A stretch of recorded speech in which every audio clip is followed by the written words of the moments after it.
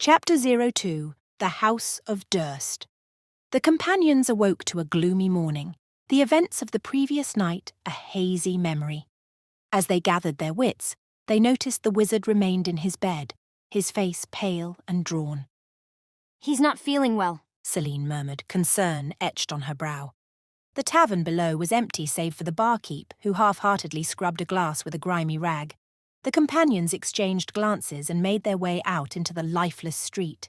A soft whimpering drew their attention to two small figures huddled in the middle of the road. As Celine approached, the girl looked up with tearful eyes. "Please, you have to help us. There's a monster in our house. Our baby brother is trapped in the attic." The companions looked to the old brick house the girl pointed to, its windows dark and a rusted gate hanging slightly ajar. The neighbouring homes stood abandoned, their doors and windows boarded up. Ignar squared his shoulders. "We have to save their brother." As they approached the dilapidated house, the gate creaked ominously. Ignar pushed open the heavy oak doors, revealing a foyer choked with dust and debris. The air was stale and thick, carrying the musty scent of neglect. Motes of dust swirled in the meagre light that filtered through grimy windows. Barnacle's keen eyes were drawn to the once grand coat of arms that hung on the wall, its colours faded but still discernible. The golden windmill on a field of red was the prominent feature, a heraldic symbol of the family that once called this place home. To either side of the crest, portraits of a well-dressed couple stared down at the companions. The man's stern visage was framed by a neatly trimmed beard, while the woman's elegant features were set in a cold, imperious expression. Barnacle clambered up to investigate the portraits more closely. The frames were heavy, ornate wood, thick with dust. The halfling's deft fingers searched for any sign of hidden compartments or switches, his mischievous nature compelling him to uncover secrets. With a grin, he lifted the paintings from the walls, revealing only bare brick behind them. The other companions took in the details of the foyer as Barnacle explored. The wallpaper, once a rich burgundy, was now faded and peeling. A chandelier hung overhead, its crystals dull and draped with cobwebs. The floorboards creaked underfoot, warped from years of moisture and neglect. To their left, a grand staircase swept up to the second floor, its red marble steps worn in the centre from generations of use. An intricate balustrade carved with vine and leaf motifs curved along the stairs. At the base of the staircase, a small side table lay on its side, a shattered vase and desiccated flowers scattered across the dusty floor. On the right, a hallway stretched into the depths of the house, lined with closed doors and dimly lit by tarnished sconces. The air seemed to grow colder as they peered down the hall, a draught carrying whispers of the house's dark secrets. Celine ran a finger along a dust-covered side table, her brow furrowed. "This place hasn't been lived in for a long time," she murmured. "And yet, there's something that feels wrong here, a presence that doesn't want us to go further." The companions moved deeper into the house, marvelling at the grand staircase and black marble fireplace. In a hunter's den, Ignar casually sliced a stuffed wolf in half while Celine picked the lock on a cabinet, revealing a cache of crossbows. As they ascended to the second floor, the stairs creaked beneath their feet, echoing in the eerie stillness. Dust motes danced in the weak light filtering through grimy windows. The hallway stretched before them, lined with closed doors and faded portraits. Ignar cupped his hands around his mouth and called out, his voice loud in the oppressive silence. "Is anyone home? We're here to help." A moment later, an ungodly scream echoed through the house in response, the sound chilling their blood. It was a wail of anguish and fury, filled with a malevolence that set their teeth on edge. The scream seemed to come from everywhere and nowhere at once, reverberating off the walls. Celine shuddered, her hand tightening on the hilt of her sword. "Shut up, Ignar!" she hissed, her eyes darting around the hallway. "You're going to draw whatever made that sound right to us." Smoking Joe, unperturbed, swiped a bottle of wine from a side table and took a swig. "Too late to worry about that now," he said with a shrug. "Might as well keep moving." The conservatory was a macabre beauty, with figurines of elegantly dressed dancers gathering dust and cobwebs. Smoking Joe plucked at a harp, its strings snapping from age and neglect. The companions climbed the next flight of stairs, their steps more cautious now. The air grew colder as they ascended, their breath misting before them. At the top of the stairs, they found themselves facing a set of double doors, ornate carvings of youths battling swarms of bats adorning the aged wood. Celine pushed the doors open, revealing a balcony that overlooked the overgrown grounds of the estate. The stone balustrade was covered in a thick layer of dust and dead leaves, obscuring the intricate carvings that ran along its length. In the centre of the balcony stood a suit of black armour, cobwebs draping its form like a ghostly shroud. As they stepped onto the balcony, the armour began to rattle and shake. Slowly, it turned to face them, red eyes glowing from within the depths of its helm. With a creak of ancient metal, it raised its sword arm, pointing the rusted blade directly at Ignar's heart. Ignar barely had time to raise his own weapon before the armour charged, its movements unnaturally swift for an inanimate object. The sword clashed against Ignar's blade, the impact sending jarring vibrations up his arm. The Dragonborn gritted his teeth, pushing back against the armour's inhuman strength. Celine and Smoking Joe moved to flank the armour, their own weapons at the ready. Celine's short sword darted in, seeking gaps in the armour's defences, while Smoking Joe's rapier probed for weaknesses. The armour seemed to anticipate their moves, parrying and deflecting their attacks with uncanny precision. Barnacle, quick to act, summoned forth his arcane energies. With a gesture, he sent a blast of eldritch energy towards the armour, hoping to slow its movements. The armour shrugged off the attack, its glowing eyes fixed on the halfling. The battle raged across the balcony, the companions working together to try and find a way past the armour's defences.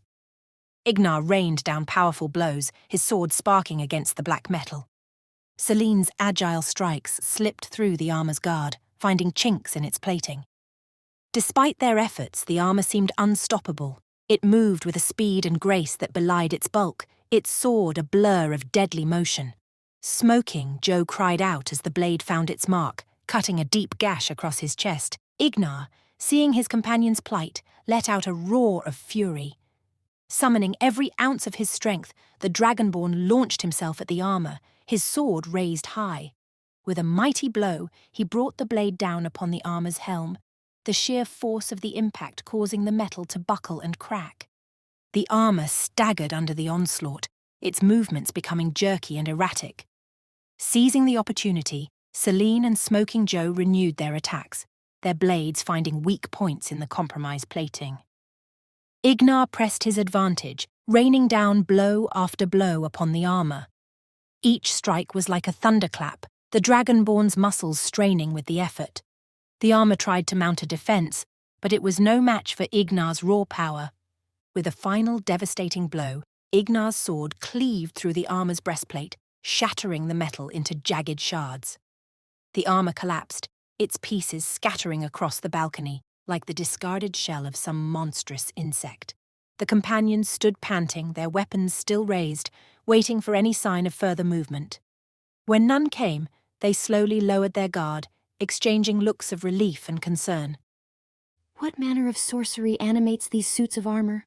Celine wondered aloud, prodding the remains with the tip of her sword. Nothing good. Ignar growled, his eyes scanning the balcony for any further threats. We need to be on our guard. There's no telling what other horrors this house has in store for us. The companions caught their breath, tending to their wounds and collecting themselves before pressing on. The mystery of the House of Durst deepened with each step, the weight of the unknown pressing down upon them as they ventured further into its dark heart. The companions found themselves standing before a sturdy wooden door, its surface marred by scratches and gouges. Celine, her curiosity piqued, knelt down and tried to peer beneath the door, her keen eyes searching for any sign of what might lie beyond. I feel like there's something going on behind this door, she murmured, her fingers tracing the rough wood. Something important. Ignar, impatient to move forward, shouldered his way to the front. Stand back, he growled, his muscles tensing. With a mighty kick, he slammed his boot into the door, the force of the impact shattering the lock and sending the door flying open. The room beyond was a study, its walls lined with bookshelves and its floor covered in a thick layer of dust. A large desk stood in the center of the room, its surface bare save for a few scattered papers and a broken quill. Ignar strode forward, his eyes scanning the room for any sign of danger. As the companions began to search the room, Celine's sharp gaze fell upon a large wooden chest tucked away in the corner. The chest was ornate, its surface adorned with intricate carvings, and its edges reinforced with iron bands. A heavy padlock held the chest closed, its mechanism thick with rust. Celine knelt before the chest, her fingers probing the lock. I might be able to pick this, she said, reaching for her tools. Just give me a moment. As Celine worked on the lock, Barnacle and Smoking Joe began to search the rest of the room. Barnacle climbed atop the desk, rummaging through the drawers in search of anything of value. Smoking Joe perused the bookshelves, his fingers running along the spines of the dusty tomes. Minutes ticked by as Celine fiddled with the lock, her brow furrowed in concentration. Ignar paced the room, his impatience growing with each passing moment. Finally, with a triumphant cry, Celine sat back, the lock falling open in her hands. The companions gathered around as Celine lifted the lid of the chest. Inside, they found a jumble of old clothes and yellowed papers, the detritus of a life long forgotten. As they sorted through the contents, Barnacle noticed a glint of metal in the darkness. Pushing aside the old clothes, he revealed a small brass handle set into the floor behind the trunk. "Look at this!" He called to the others, his voice tight with excitement. "There's a hidden door here behind the chest." Ignar and Celine crowded around, their eyes widening as they saw the handle. They exchanged glances, knowing that whatever secrets the house held, they were getting closer to uncovering them. The companions continued through the house. They pushed open the double doors to the master bedroom, the dusty panes of stained glass set into them depicting eerie, windswept scenes. The room beyond was opulent yet decayed, a testament to the faded grandeur of the Durst family. Thick burgundy drapes hung over the windows, their once rich fabric now moth-eaten and faded. A massive four-poster bed dominated the centre of the room, its embroidered curtains and gossamer veils tattered and yellowed with age. Empty wardrobes flanked the bed, their doors hanging off rusted hinges. Celine's eyes were drawn to a vanity table against the far wall, its surface covered in a thick layer of dust. Atop the vanity sat a wooden jewellery box, its intricate carvings and polished surface seeming to beckon her closer. As Celine reached for the box, Ignar's sharp eyes caught a flicker of movement. Celine, wait. He began, but it was too late. The moment Celine's fingers brushed the box's surface, it sprang to life. The lid flew open, revealing a gaping maw filled with razor-sharp teeth. Sticky, rope-like tendrils shot out from the creature's body, wrapping around Celine's arm and yanking her off balance. Celine cried out in pain and surprise as the mimic's teeth sank into her flesh, its powerful jaws clamping down like a vice. She struggled to free herself, but the creature's grip was too strong. Ignar and Smoking Joe leapt into action, their weapons drawn. Ignar's sword slashed at the mimic's tendrils, severing them cleanly, while Smoking Joe's rapier darted in and out, seeking the creature's vital points. The mimic let out a gurgling roar, its body swelling and shifting as it transformed into its true form. Tentacles lashed out, sweeping aside furniture and sending the companions stumbling. The creature's bulk expanded, its sticky flesh engulfing the vanity and spreading across the floor.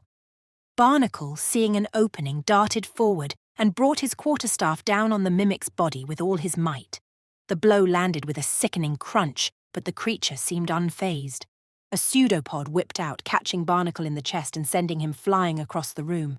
He hit the wall with a thud and slid to the floor unconscious. Celine, her arm still trapped in the mimic's jaws, gritted her teeth and drew her dagger with her free hand. With a desperate cry, she plunged the blade into the creature's eye, twisting it viciously. The mimic bellowed in pain, its grip loosening just enough for Celine to wrench her arm free. She scrambled back, clutching her wounded limb to her chest as Ignar and Smoking Joe pressed their attack. Ignar's sword hacked at the mimic's flesh, each blow opening gaping wounds that oozed thick, acidic blood. Smoking Joe danced around the creature's flailing tentacles, his rapier finding every weak spot and vulnerability. Despite their efforts, the mimic seemed to only grow stronger. Its wounds knit together almost as quickly as they were made, and its tentacles lashed out with increasing ferocity. Smoking Joe cried out as a pseudopod caught him around the waist, lifting him into the air and slamming him against the ceiling. Ignar, seeing his companions in peril, knew that desperate measures were called for. Drawing upon his draconic heritage, he took a deep breath and unleashed a torrent of searing flame from his maw.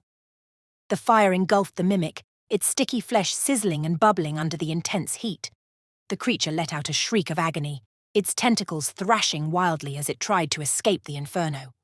Ignar maintained the stream of fire, pouring every ounce of his strength into the attack.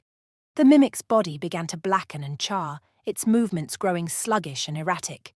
With a final gurgling roar, the mimic collapsed in on itself, its body disintegrating into a pile of smouldering ash. Smoking Joe fell to the floor, coughing and gasping for air as the flames died away. Ignar stood panting, wisps of smoke curling from his nostrils. The use of his breath weapon had drained him, but the satisfaction of seeing the mimic defeated was worth the cost. However, the companions' relief was short-lived.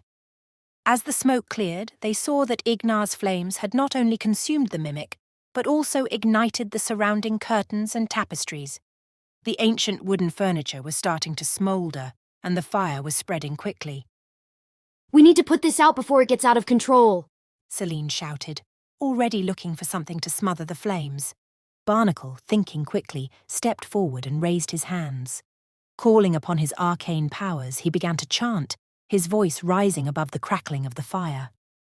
A shimmering mist began to form in the air, coalescing into a swirling vortex of water. With a flick of his wrist, Barnacle sent the water surging towards the flames, dousing them with a hiss of steam.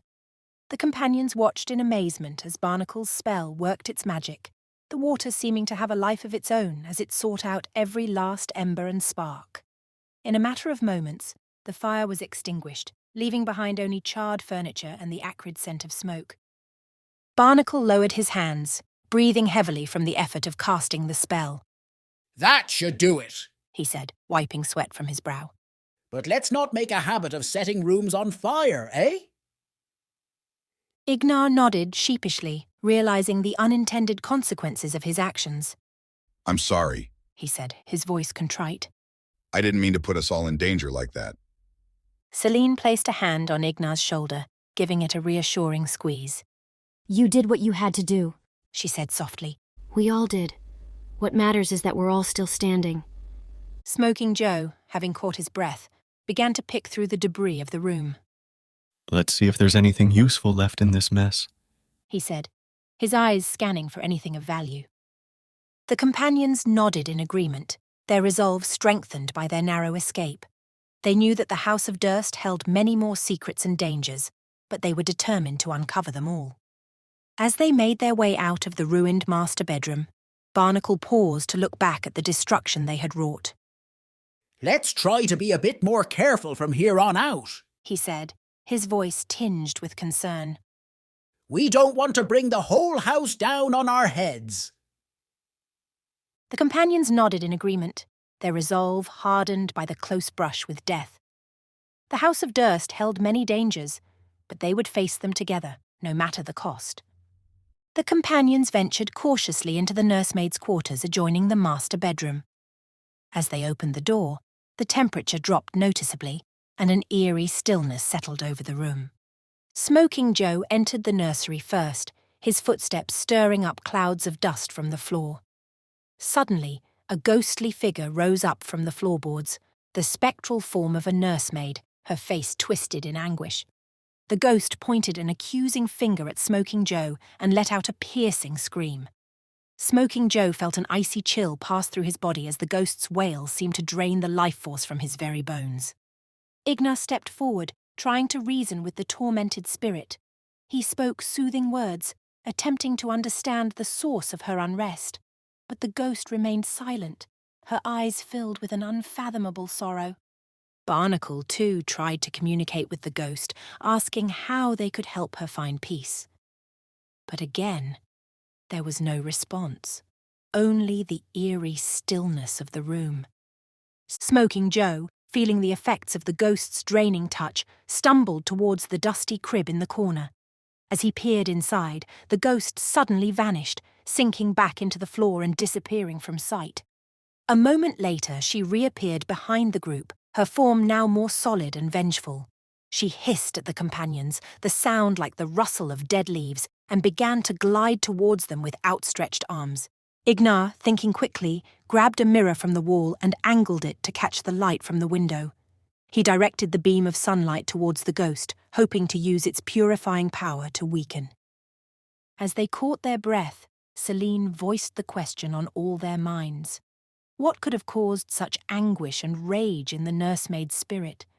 The companions vowed to uncover the truth, knowing that the ghost's torment was somehow linked to the dark secrets of the House of Durst. Smoking Joe, still shaken from his encounter with the spectral nursemaid, decided to part ways with the group for a moment. As Ignar, Celine and Barnacle headed upstairs to investigate further, Smoking Joe made his way back down to the ground floor. At the base of the stairs, Smoking Joe found himself facing a narrow, winding staircase that descended into the depths of the house. The stairs were made of old, creaking wood that groaned beneath his feet with each step. The air grew colder as he descended, and the walls seemed to press in around him, making him feel claustrophobic. As he made his way down, Smoking Joe noticed that the stairs were covered in a thick layer of dust and cobwebs, as if they hadn't been used in a very long time. The further he descended, the more he could hear a strange sound echoing up from below, a low rhythmic chanting that seemed to grow louder with each step. After what felt like an eternity, Smoking Joe finally reached the bottom of the stairs. He found himself standing in a large, cavernous chamber that seemed to have been carved out of the very bedrock of the house. The walls were lined with alcoves, each one containing a stone sarcophagus. As Smoking Joe moved closer, he could see that each sarcophagus bore a name, names that he recognized from his exploration of the house. There was Walter, the son of the nursemaid and the master of the house, his tomb left empty.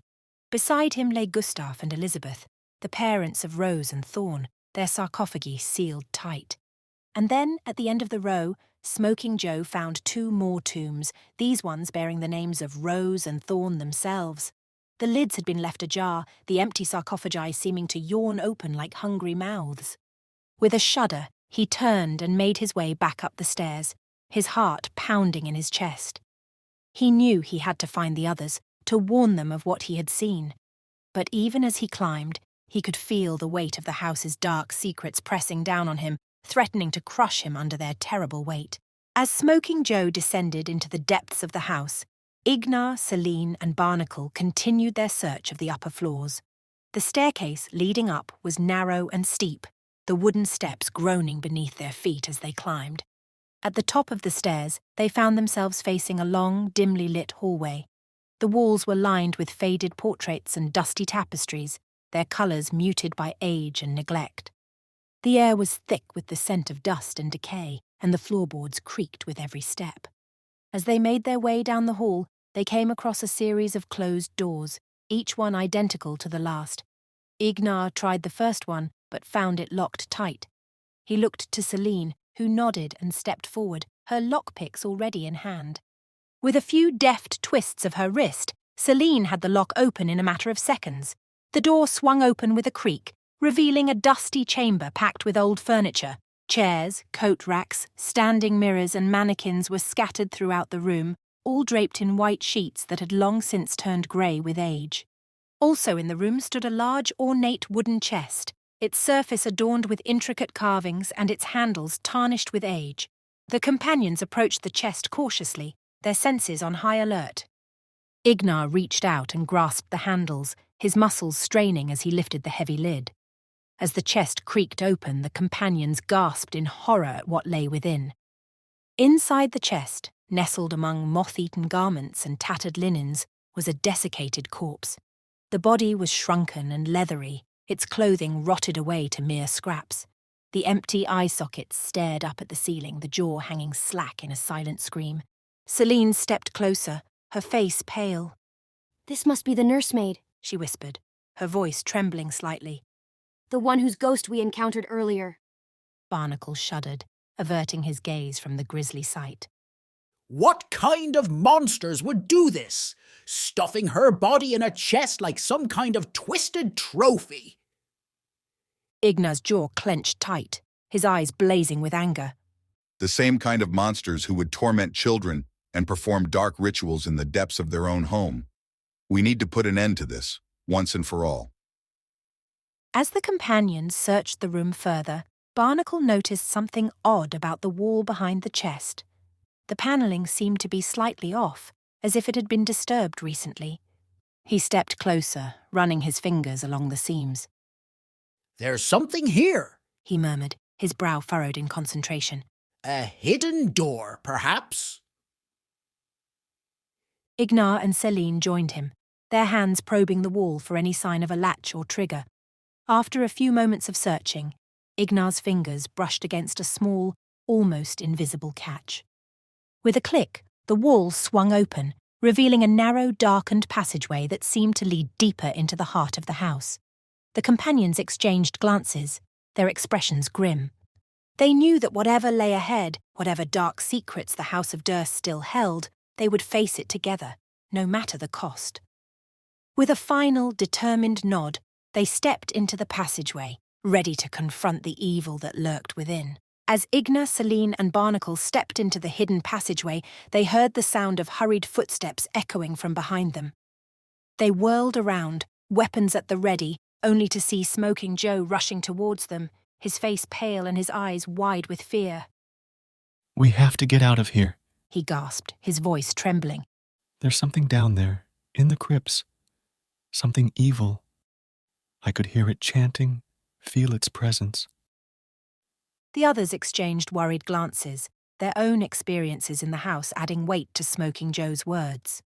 Ignar placed a hand on his friend's shoulder, his grip firm and reassuring. We can't leave now. He said, his voice low but determined. Whatever evil lurks in this house, we have to face it.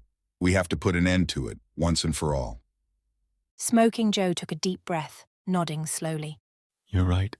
He murmured, his hand tightening on the hilt of his rapier. We started this together, and that's how we'll finish it. Together, the four companions stepped into the hidden passageway, the darkness closing in around them like a physical presence. The air grew colder as they descended, the walls pressing in on either side. At the end of the passage, they found themselves in a small circular room. The walls were lined with faded tapestries, their once vibrant colours now muted and dull.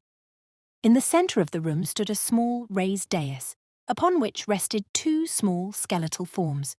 The companions approached slowly, their hearts heavy with dread. As they drew closer, they could see that the skeletons were those of children, their bones small and fragile. Tattered remnants of clothing still clung to their frames, and in the arms of the smaller skeleton was clutched a familiar doll. Rose and Thorn. Celine whispered, her voice choked with emotion. The poor children. What happened to them? As if in answer to her question, a ghostly figure began to take shape above the dais. It was Rose, her spectral form flickering and wavering in the dim light.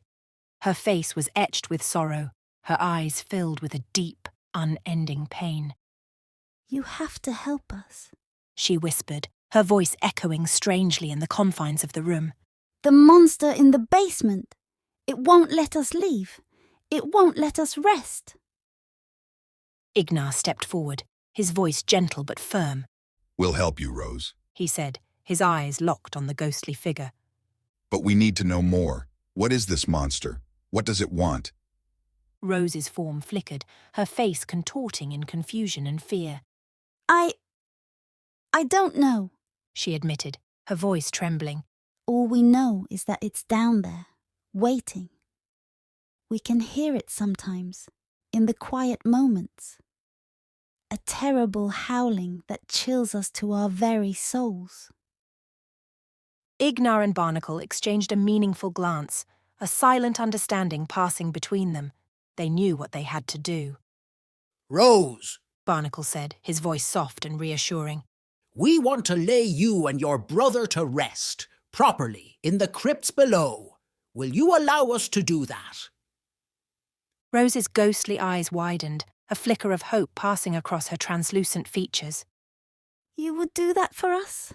She whispered, her voice trembling with emotion. Ignar nodded, his expression solemn. It's the least we can do, he said, reaching out to gently lift the small skeletal form of Thorn from the dais. No child should have to suffer as you did. We'll make sure you find peace. Tears glistened in Rose's eyes as she watched Ignar and Barnacle carefully gather the remains of her and her brother. Thank you.